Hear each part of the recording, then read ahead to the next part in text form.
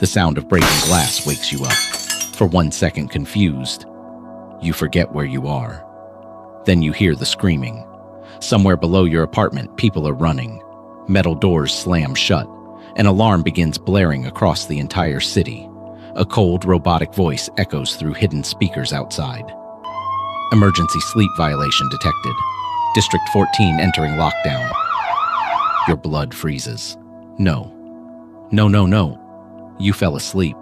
The realization hits you like a gunshot. Your eyes dart toward the digital clock beside your bed. 4:17 a.m. You don't know how long you were unconscious. 30 seconds? 5 minutes? An hour? It doesn't matter. In this country, sleeping is illegal. Outside your window, massive floodlights suddenly ignite across the streets below. You rush toward the blinds and peek through them. The city looks like it's under military invasion. Black armored vehicles block intersections. Drones sweep across apartment buildings. Searchlights scan windows. Then you hear it. Heavy boots pounding up your apartment staircase. Coming closer. Your breathing becomes shallow. The sleep hunters are already here. A violent bang shakes your apartment door. Citizen 18-443, open immediately. Another bang. The walls tremble. Your exhausted brain struggles to think clearly. You haven't truly slept in 6 days. The government-issued stimulants stopped working yesterday. Your hands shake uncontrollably now. You keep seeing things moving in the corners of rooms. Sometimes you hear voices whispering your name. That's what happens around day 6. First comes paranoia, then hallucinations, then the dreams begin, even while you're awake. Another violent crash rattles the apartment. Splinters fall from the ceiling. Final warning. You stumble backward, desperately searching the room for something useful. Your empty stimulant bottle rolls across the floor. You're completely screwed. Then the apartment speakers crackle to life. Reminder. Sleeping is considered an act of treason against public safety. Treason. That word still feels insane to hear. 3 years ago, people laughed when the government first suggested the Sleep Restriction Act. Back then, everyone still believed dreams were harmless. Then the disappearances started. Millions of people falling asleep and never waking up again. No bodies, no signs of struggle, just empty beds. And every victim reported the same nightmare before vanishing. A black hallway, a distant figure, and a voice saying, "Come back." Another crash shakes the door. You hear metal tools grinding against the lock now. The hunters are forcing their way inside. Then you remember the maintenance hatch beneath your kitchen floor. Rumor says old service tunnels still run underneath the apartment blocks. Most people avoid them. They say illegal sleepers hide down there. People who still dream. The government calls them infected. But right now, they're your only chance. The lock on your apartment door finally snaps. You hear boots entering the room. Without thinking, you rip open the maintenance hatch and throw yourself into the darkness below, just as flashlights flood your apartment overhead. Target escaping. The hatch slams shut above you, and for the first time in years, you disappear into a world where people still sleep. You crash hard onto cold concrete beneath the building. Pain shoots through your shoulder. Above you, muffled voices echo through the hatch. Thermal scanners active. Seal the exits. Your heart pounds violently. The underground tunnel around you is almost completely dark except for flickering emergency lights running along rusted walls. The air smells like mold and burnt electrical wiring. You force yourself forward. You already know what happens when the sleep hunters catch someone. Nobody sees them again. The government claims violators are sent to recovery facilities. Nobody believes that anymore. Last year, your cousin disappeared after falling asleep at work. 2 days later, his apartment security footage was erased from the national database, like he never existed. That's what terrifies people most now, not death. Erasure. The government doesn't just remove sleepers. It removes evidence they were ever alive. You hear metallic banging behind you. The hunters are opening the maintenance tunnels. Your pulse spikes. You start running deeper underground. The tunnel twists endlessly beneath the city. Pipes hiss steam overhead. Emergency lights flicker violently. Every few seconds, your vision blurs from exhaustion. Your body feels heavier with every step. Then suddenly, you hear whispering. Soft, almost impossible to understand. You stop moving. The tunnel ahead is empty, but the whispering continues. Come back. You spin around. Nothing. Your breathing quickens. Sleep deprivation. That's all this is. The government warnings were very clear. After day 5, the brain starts creating auditory hallucinations. After day 7, most people completely lose touch with reality. Nobody officially survives beyond day 10, at least publicly. You keep moving. Then the tunnel suddenly opens into an enormous underground chamber, and you freeze. People. Dozens of them. Some sitting around candles. Some eating quietly. Some sleeping. Actually sleeping. Your brain almost can't process the sight. One woman lies peacefully on an old mattress while another person gently covers her with a blanket. The entire room feels unreal, like you walked into another world. Several people immediately stand and point weapons toward you. Pipes, knives, homemade rifles.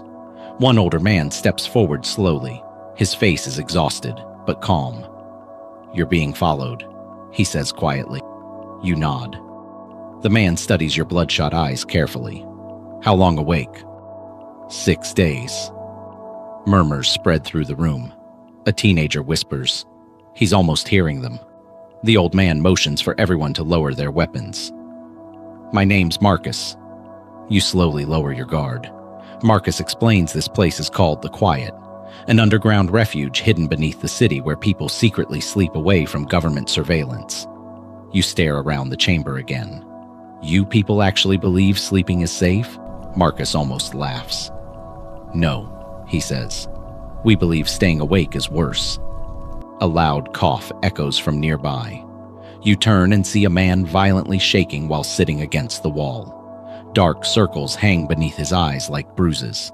His hands twitch uncontrollably. Marcus notices you staring.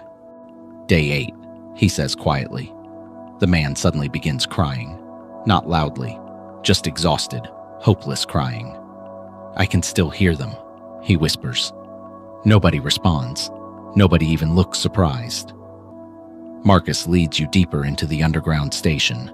The walls are covered in strange drawings, black hallways, tall shadow figures, doors floating in darkness. Every image feels disturbingly familiar. Then your stomach tightens. You've seen these places before, in dreams. Marcus notices your reaction instantly. You've started seeing it too. What is all this? Marcus sighs heavily. 3 years ago, the government discovered something inside human dreams. He points toward the drawings. Everyone sees the same place. That's impossible. That's what the scientists said. Marcus explains that before sleep became illegal, researchers around the world noticed millions of people reporting identical nightmares. Same hallway, same voices, same shadow waiting at the end. Then came the disappearances. People didn't die. They simply vanished while asleep. Locked rooms, surveillance cameras, no escape routes, just empty beds. And after enough people disappeared, the governments panicked. The official story claimed dreams had become psychologically contagious, dangerous. But Marcus believes that's not the truth. They banned sleep because they were afraid. Afraid of what? Marcus hesitates, then quietly says, what humanity was becoming. Before you can respond, an alarm suddenly erupts through the underground station. Everyone instantly panics. Red lights flash overhead. People grab weapons and supplies. What's happening? What is that? Marcus looks toward the tunnels. They found us. The sleep hunters arrive seconds later. The first thing you hear is their breathing. Slow, mechanical, like machines pretending to be human. Then black armored figures emerge from the darkness carrying strange weapons attached to oxygen tanks. Nobody speaks. Nobody warns. One hunter raises a weapon, and a deafening sonic pulse explodes through the station. Several people collapse instantly unconscious. The hunters rush toward them immediately, not killing them, taking them. The underground survivors fight back desperately. Gunfire erupts through the chamber. Pipes clash against armor. People scream. You grab a metal rod from the floor as chaos consumes the station. A hunter charges toward you. Its pale mask reflects the flashing red lights overhead. You swing hard. The metal rod slams against its helmet. The hunter barely reacts. Then it grabs your throat with terrifying strength and lifts you off the ground. Your vision darkens. The hunter tilts its head strangely, studying you. Then you hear something impossible. Not through your ears, inside your mind. You're close. The hunter suddenly releases you. Confused, you stumble backward, gasping for air. Then your vision blurs violently. Your body finally begins shutting down. You micro-sleep. For less than a second, the world disappears. And suddenly you're standing inside the hallway. The black hallway. Endless darkness stretches in every direction. Tall figures stand silently along the walls, watching you, waiting. One of them slowly points toward the far end of the corridor. Something enormous moves there in the darkness. Then your eyes snap open. Back in the station, your body crashes hard onto the concrete floor. Marcus grabs your shoulders violently. You saw it. You can barely breathe. It's real. Marcus looks terrified now. They know where you are. Gunfire continues echoing through the tunnels nearby. The hunters are winning. People are being dragged away screaming. Then suddenly, Oh God, what's happening? the station lights shut off completely. Darkness swallows everything. You hear fighting, crying, then silence. A flashlight clicks on beside you. Marcus stands there breathing heavily. Keep moving. We need to leave. Now, a small group of survivors flees deeper underground through abandoned subway tunnels beneath the city. As you move, Marcus finally explains the truth behind the sleep hunters. They don't work for the government anymore. What? Marcus shines his flashlight ahead into the darkness. At first they were soldiers. Then they stopped sleeping too long. Your stomach tightens. Marcus continues. The government discovered people who stayed awake for extreme periods began changing. Hallucinations? No, Marcus whispers. Connection. The survivors eventually reach an ancient steel blast door hidden behind collapsed subway tracks. Marcus enters a code. The massive door slowly creaks open, and you stop breathing. Hundreds of people sleep peacefully inside. Rows of beds stretch across an enormous underground facility. Children, families, elderly people, all sleeping safely. No alarms, no scanners, no fear. The air feels strangely calm here, like the room itself is breathing. One woman smiles weakly at you. First time seeing real sleep? You nod slowly. You forgot people could even look peaceful anymore. Marcus leads you through the sleeping chamber. Machines quietly hum beside several beds. Brain activity monitors display strange patterns you don't understand. One sleeper suddenly begins speaking softly while asleep. They're waiting beyond the door. Nobody reacts, like they've heard it before. Marcus stops beside a glass room at the center of the chamber. Inside lies a man connected to dozens of medical machines. Your stomach drops. The monitor beside him says, "Asleep for 214 days. That's impossible. Marcus shakes his head slowly. He says time works differently there. Marcus stares at the sleeper nervously. Then the sleeping man's eyes suddenly open. Pure white. No pupils, no iris. Just white. He slowly turns toward you and smiles. Every instinct in your body screams at you to run. The man speaks softly. You finally made it. You step backward in horror. What the hell was that? Marcus looks exhausted. We don't fully understand. Understand what? Marcus lowers his voice. The people who disappeared after sleeping, they didn't die. Your heartbeat stops. They crossed over. The room suddenly feels colder. Marcus explains that scientists discovered human consciousness was somehow connecting to another reality during REM sleep. A shared dimension. Ancient, intelligent, and somehow linked to humanity itself. The government believed the entities inside dreams were manipulating people into abandoning physical reality. So they outlawed sleep globally. But it was already too late. The connection had begun spreading, and the longer humanity stayed awake, the stronger the hallucinations became. Not because people were going insane, but because the barrier between worlds was weakening. That's why even awake people now hear whispers, see shadows, dream while conscious. The worlds are bleeding together. Marcus stares directly into your exhausted eyes. You've already crossed further than most. You suddenly feel dizzy again. Your vision pulses strangely. The whispers return inside your skull. Come home. You collapse into a nearby chair. Your body can't continue much longer. Marcus kneels beside you. You need to decide. Decide what? Whether you want to stay here or go back. Your eyes drift toward the sleeping people surrounding you. Peaceful, safe. For the first time in years, nobody here looks afraid. Then distant alarms suddenly echo through the underground facility. Marcus curses quietly. They found us again. The sleep hunters are coming. And this time, there's nowhere left to run. Panic spreads through the chamber. Some survivors begin waking sleepers desperately. Others grab weapons, but many refuse to leave their beds. One woman whispers calmly, "It's too late anyway." The blast door begins shaking violently. Massive impacts echo through the chamber. The hunters are breaking through. Marcus grabs your arm. Come on, but you can barely stand anymore. Your entire body trembles violently from exhaustion. Then the whispers suddenly become perfectly clear. Sleep. The command feels warm, comforting, safe. Your eyelids begin closing. Marcus shakes you desperately. Don't do it here. But you're too tired, too broken, too human. Your body finally collapses onto an empty bed. Everything fades slowly into darkness. Then, the hallway returns. But this time it isn't empty. Millions of people stand silently beside you, all facing forward.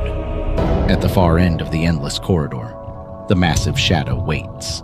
Larger than before, ancient, beyond understanding. You feel terror at first, then suddenly, peace. Real peace.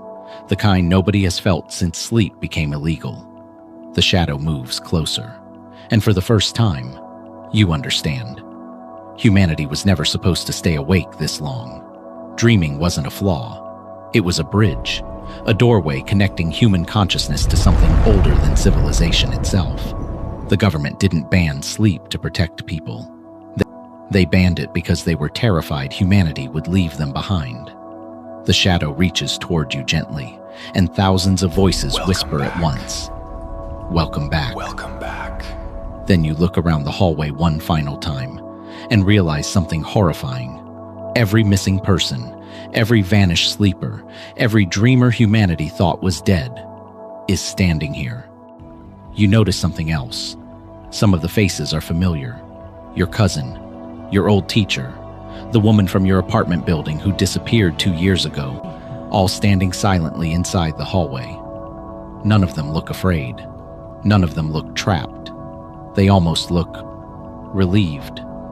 The shadow at the end of the corridor grows larger, not walking, not moving, simply becoming closer somehow. Your mind struggles to understand what you're seeing. Then the whispers return. Only now they sound clearer than ever before. You are never meant to stay awake forever. Images suddenly flood your mind.